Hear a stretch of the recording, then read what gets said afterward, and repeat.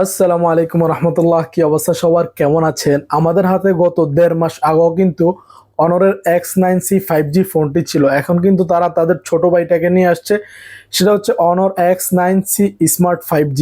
আজকে আমরা এই ফোনটা নিয়ে বিস্তারিত আলোচনা করব এবং দুইটার মধ্যে মোটামুটি কি ডিফারেন্স আছে সেগুলো নিয়ে বিস্তারিত আলোচনা করব। আপনারা দেখছেন সিম্পল ট্যাক, আপনাদের সাথে আছি আমি রাদওয়ান। তো দেরি না করে চলুন শুরু করা যাক। তো চলুন আমরা বক্সটি আনবক্সিং করে ফেলি। এই ফোনটি কিন্তু এখন বর্তমানে মিডল ইস্টের সবগুলো কান্ট্রিতে পাওয়া যাচ্ছে 950 রিয়ালের মধ্যে। হয়তো এক এক দেশে 20-30 রিয়াল অথবা 50 রিয়াল এদিক সেদিক হতে পারে, তবে কাতারের মার্কেটে এই ফোনটি 950 রিয়ালের মধ্যে পাওয়া যাচ্ছে। বাংলাদেশের মধ্যে যদি এই ফোনটি আসে তাহলে আমার মনে হয় 22 থেকে 24 হাজার টাকার মধ্যে বাংলাদেশে এই ফোনটি পাওয়া যাবে। তো আপনারা দেখতে পাচ্ছেন আমাদের হাতে সুন্দর ডিজাইনের ফোনটি চলে আসছে, খুবই চমৎকার ডিজাইনের। ফোনটিকে সাইডে রাখবো, তারপর দেখবো বক্সের মধ্যে কি কি রয়েছে। সর্বপ্রথম আপনারা দেখতে পাচ্ছেন আমাদের এখানে একটি সিম ইজেক্টর রয়েছে, তারপর এখানে কিছু পেপার পাতি রয়েছে, তারপর আপনারা দেখতে পাচ্ছেন প্লাস্টিকে মোড়ানো একটি সিলিকন কভার রয়েছে, খুবই সুন্দর। যদিও এখন অন্যান্য ব্র্যান্ডের কোম্পানিগুলো এই কভার দিচ্ছে না, আর একটু উন্নত কভার দিচ্ছে। তারপর এখানে আপনারা দেখতে পাচ্ছেন 35 ওয়াটের একটি ফাস্ট চার্জিং এবং একটি ইউএসবি টাইপ সি কেবল রয়েছে এই বক্সটির মধ্যে। তারপর আমরা যদি ডিজাইন নিয়ে কথা বলি তাহলে এই ফোনটার ডিজাইনও কিন্তু খুবই চমৎকারভাবে তৈরি করা হয়েছে। এখানে কিন্তু ব্যাক প্যানেলে আপনার পলিকার্বন ব্যবহার করা হয়েছে, সাইডে আপনার প্লাস্টিক ফ্রেম ব্যবহার করা হয়েছে। ফিনিশিংটা কিন্তু আপনার খুবই চমৎকার লাগছে। X9Cর আগের মডেলটার মতো কিন্তু এটা আরেকটু বেশি ভালো লাগছে। নিচের দিকে আপনার স্পিকার রয়েছে, ইউএসবি টাইপ সি রয়েছে, মাইক্রোফোন রয়েছে, সিম ট্রে রয়েছে। আর আপনারা দেখতে পাচ্ছেন সাইডের দিকে আপনার ডাইন পাশে সাইড মাউন্টেড ফিঙ্গারপ্রিন্ট রয়েছে, ভলিউম আপ ডাউন বাটন রয়েছে। উপরের দিকে আপনার আইআর ব্লাস্টার রয়েছে এবং সেকেন্ডারি মাইক্রোফোন রয়েছে। তো ডিজাইনটা আমার কাছে খুবই চমৎকার মনে হয়েছে। আপনাদের কাছে কেমন লেগেছে অবশ্যই বলবেন। আর এটা কিন্তু আপনার ফ্ল্যাট ডিসপ্লে। X9Cর যে আগের ফোনটা সেখানে কিন্তু আপনার কার্ভ ডিসপ্লে ব্যবহার করা হয়েছে, এখানে কিন্তু আপনার ফ্ল্যাট ডিসপ্লে ব্যবহার করা হয়েছে। এই দুইটা ফোনের মধ্যে এই একটা ডিফারেন্স রয়েছে। আর এই ফোনটিতে মাত্র 193 গ্রাম ওজন ব্যবহার করা হয়েছে, যার কারণে আপনি যখন ফোনটি হাতে নেবেন আপনার কাছে খুবই ভালো একটি ফিল আসবে। আর ফোনটার ব্যাক প্যানেলে আপনার হালকা একটু কার্ভ টাইপের লাগবে, যার জন্য আরেকটু ভালো বেটার ফিল হবে আপনি যখন ফোনটা হাতে নেবেন। এই ফোনটিতে ব্যবহার করা হয়েছে TFT LCD 120 রিফ্রেশ রেটের একটি ডিসপ্লে। এখানে যদি IPS LCD অথবা অ্যামোলেড ডিসপ্লে ব্যবহার করা হতো তাহলে আরো ভালো হতো। এই প্রাইস রেঞ্জের যতগুলো ফোন আছে সবগুলোই মোটামুটি IPS LCD অথবা অ্যামোলেড ব্যবহার করছে এবং এতে ব্যবহার করা হয়েছে 850 পিক ব্রাইটনেস। রেজলিউশনটা রয়েছে আপনার 1080p ইন্টু 2412 পিক্সেলের রেজলিউশন এবং 389 PPI। সবকিছু মিলে ডিসপ্লেটা আরেকটু বেটার কোয়ালিটি করা যেত। এখানে যদি 1000 পিক ব্রাইটনেস হতো অথবা এখানে IPS LCDর একটি ডিসপ্লে হতো তাহলে আরেকটু বেশি ভালো হতো। কোম্পানি ক্লেম করছে এই ফোনটি হাত থেকে পড়লেও কোনো সমস্যা হবে না, পানি টানি পড়লেও কোনো সমস্যা হবে না। তবে আমি ইন্টারনেটে এটা কোথাও ওয়াটার রেসিস্টেন্স IP রেটিং দেখি নাই। কোম্পানি ক্লেম করছে এটা ওয়াটার প্রুফ। তারপর আমরা যদি এই ফোনটার প্ল্যাটফর্ম নিয়ে কথা বলি, এখানে ব্যবহার করা হয়েছে অ্যান্ড্রয়েড ভার্সন 14। অপারেটিং সিস্টেম হিসাবে আপনারা পেয়ে যাচ্ছেন ম্যাজিক OS 8। প্রসেসর হিসাবে এখানে পাওয়া যাচ্ছে মিডিয়াটেক ডায়মন্ডসিটি 7025 6nm এর একটি প্রসেসর। প্রাইস রেঞ্জ হিসাবে আমার কাছে প্রসেসরটা ঠিকঠাকই মনে হয়েছে। এই রেঞ্জের অলমোস্ট সব কোম্পানি এই ধরনের প্রসেসর দিচ্ছে, এটা একটি ভালো দিক ছিল। আর এই ফোনটিতে স্টোরেজ হিসাবে রয়েছে আপনার 12GB 256GB, যদিও কোম্পানি ক্লেম করে 12+12 24GB র্যাম 256GB স্টোরেজ এই ডিভাইসটিতে আপনারা পেয়ে যাচ্ছেন, যার কাতার প্রাইস হচ্ছে আপনার 950 রিয়াল। বাংলাদেশে যে প্রাইসটা আমি বলেছি 22 থেকে 24 হাজার হতে পারে, সেটা হচ্ছে আপনার 8GB 256GBর প্রাইসটি আমি বলেছি।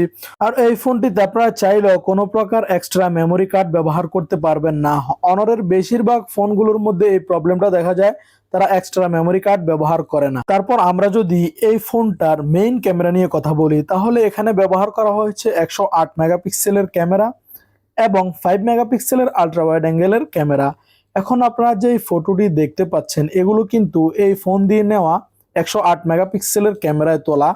আমার কাছে ফটো কোয়ালিটিগুলো, পোর্ট্রেট মোড, নর্মাল মোড সবকিছু আমার কাছে খুবই ভালো মনে হয়েছে। তবে হ্যাঁ, আপনারা যদি শুধু ভিডিওগ্রাফির জন্য এই ফোনটি নেন, তাহলে আমার মনে হয় না এটা আপনার জন্য ঠিক হবে। কারণ আপনারা যখন এটা দিয়ে ভিডিও ধারণ করবেন, তখন আপনারা এখানে মাত্র 1080p ভিডিও ধারণ করতে পারবেন 30 fps এ। তো এটা আরেকটু বেটার হলে ভালো হতো। যদিও 108 মেগাপিক্সেলের ক্যামেরা দিয়েছে, এখানে আমরা যখন ভিডিও কোয়ালিটিগুলো আমরা দেখছি, তো আমাদের ফটোগ্রাফি অথবা ইউটিউবিং যারা করে তাদের জন্য আমার মনে হয় না তেমন বেস্ট হবে। তবে তারপর আমরা যদি এই ফোনটার সেলফি ক্যামেরা নিয়ে কথা বলি, তাহলে এখানে ব্যবহার করা হয়েছে 16 মেগাপিক্সেলের ক্যামেরা, যেটা আমার কাছে কোয়ালিটি 16 মেগাপিক্সেল হিসাবে আমার কাছে ঠিকই মনে হয়েছে। আপনারা চাইলে এখানে পোর্ট্রেট মোড দিয়েও ফটো তুলতে পারবেন। তো আমার কাছে ফ্রন্ট ক্যামেরা 16 মেগাপিক্সেল হিসাবে ঠিকঠাক মনে হয়েছে।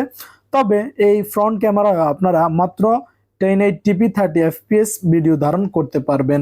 তো এখানে ক্যামেরাটা আরেকটু ইমপ্রুভ দরকার ছিল। তারপর আসুন আমরা যদি এই ফোনটার সাউন্ড কোয়ালিটি নিয়ে কথা বলি, তাহলে এখানে নর্মাল সিঙ্গেল একটি স্পিকার ব্যবহার করা হয়েছে।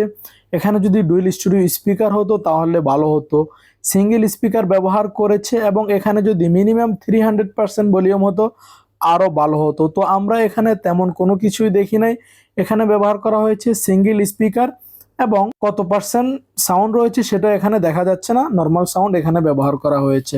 তো এখানে যদি সাউন্ড কোয়ালিটিটা আরেকটু বেটার করা যেত তাহলে আরো ভালো হতো। তারপর আমরা যদি এই ফোনটার কমিউনিকেশন নিয়ে কথা বলি, তাহলে এখানে আপনারা পেয়ে যাচ্ছেন ডুয়েল ব্যান্ড ওয়াইফাই পেয়ে যাচ্ছেন, ব্লুটুথ 5.3 ভার্সন পেয়ে যাচ্ছেন, এনএফসি পাওয়া যাচ্ছে, ওটিজি কানেকশন পাওয়া যাচ্ছে, ইউএসবি টাইপ সি, এবং এই ফোনটিতে আপনার সাইড মাউন্টেড ফিঙ্গারপ্রিন্ট ব্যবহার করা হয়েছে। আর X9C পুরান মডেল আর এটার মধ্যে আরেকটি ডিফারেন্স, সেটা হচ্ছে এখানে আপনার আইআর ব্লাস্টার ব্যবহার করা হয়েছে। ওটার মধ্যে কিন্তু আপনার কোনো প্রকার আইআর ব্লাস্টার ব্যবহার করা হয় নাই।